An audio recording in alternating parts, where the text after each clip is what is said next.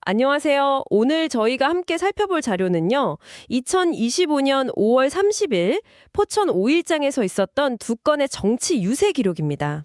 네, 그날 같은 장소에서 열렸는데 국민의힘 김용태 비대위원장은 김문수 후보를 또 더불어민주당 김용민 의원은 이재명 후보를 각각 지원 유세했죠. 맞습니다. 같은 날 같은 장소에서 나온 아주 다른 두 목소리인데요.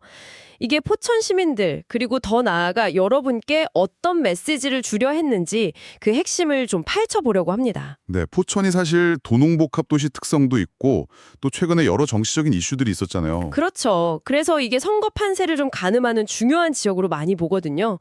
오늘 이 두 유세 내용을 비교하면 각 캠프가 어떤 전략을 쓰고 있구나 이걸 좀 엿볼 수 있을 겁니다. 그럼 먼저 각 진영이 이번 선거를 어떻게 보고 있는지 그 규정부터 한번 살펴볼까요?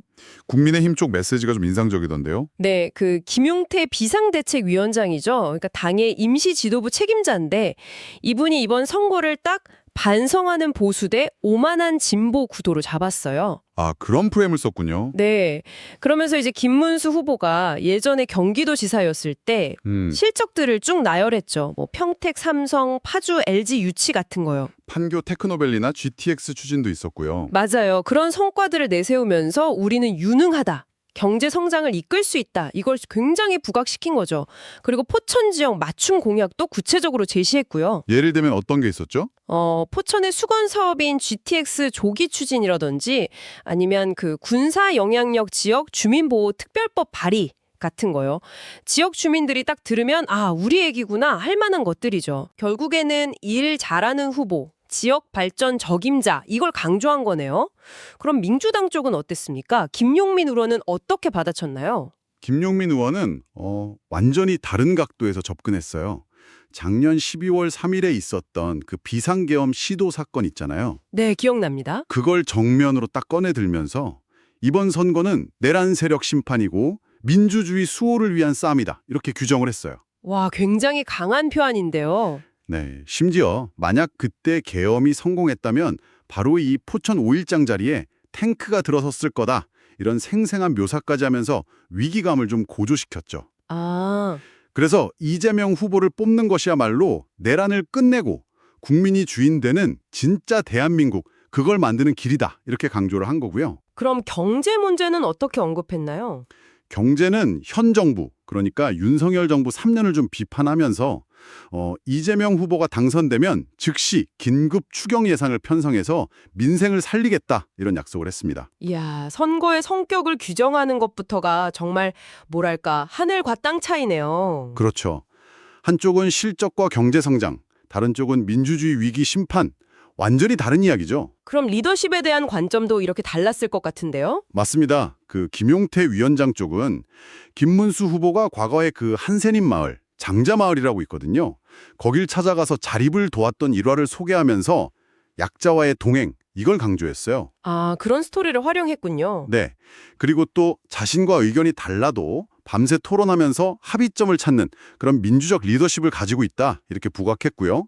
그러면서 이제 반대로 민주당은 이재명 대표 영향력이 너무 커서 다양한 목소리가 나오기 어렵다. 이런 비판도 곁들였죠. 상대방 리더십의 문제점을 지적하면서 본인들의 강점을 내세우는 전략이네요. 그렇죠. 그러면서 김문수 정부가 들어서면 협치가 가능할 거다. 이렇게 주장을 한 거고요. 흥미롭네요. 그럼 이재명 후보 측 김용민 의원은 어떤 리더십을 내세웠습니까? 김용민 의원은 이재명 후보에게 지금 뭐 여야나 진보 보수를 넘어서 다양한 인재들이 막 모여들고 있다. 이런 점을 강조하면서 국민 대통합의 적임자다. 이렇게 내세웠습니다. 통합의 리더십이군요. 네. 위기의 대한민국을 구할 유일한 인물이라는 목소리가 전국 각지에서 나오고 있다. 뭐 이런 식으로 표현을 했죠. 그리고 국민의 먹고 사는 문제, 이걸 최우선으로 삼고 정치인이 국민을 두려워하는 나라를 만들겠다. 이런 약속을 통해서 또 다른 종류의 리더십을 보여주려 한 겁니다. 그러니까 정리해보면 한쪽은 소통과 협치를 강조하는 리더십, 다른 한쪽은 위기 극복과 국민 통합을 내세우는 리더십. 이렇게 볼 수 있겠네요. 네, 그렇게 요약할 수 있겠습니다. 포천이라는 지역 자체에 대한 접근 방식도 좀 차이가 있었을 것 같은데요. 네. 그 점도 상당히 뚜렷했습니다. 김용태 위원장 측은 아까 말씀드린 것처럼 GTX나 특별법 제정 같은 거 있잖아요. 네, 구체적인 사업들이죠. 네, 그런 구체적인 지역개발 공약을 중심으로 포천 유권자들에게 다가갔어요. 눈에 보이는 성과를 약속한 거죠. 우리가 당선되면 이걸 해주겠다. 아주 직접적이네요. 반면에 김용민 의원 측은 비상계엄 시도라든가 경제 위기 같은 국가적인 이슈가 결국은 포천 시민들의 삶에 직접적인 영향을 미친다. 이 점을 강조하면서 지지를 호소했어요. 아, 그러니까 국가적인 문제가 해결되어야 지역 문제도 풀린다는 논리군요. 그렇죠. 접근법이 정말 다른 거죠. 하나는 포천을 위해 이걸 해주겠다. 다른 하나는 나라 전체의 큰 문제를 해결해야 포천도 결국 좋아진다. 이런 식의 접근이라고 볼 수 있습니다. 네, 두 해세 모두 국가 비전하고 지역 현안을 어떻게든 연결하려고 한 건데 그 강조점이나 접근 방식이 확연히 달랐네요. 맞아요.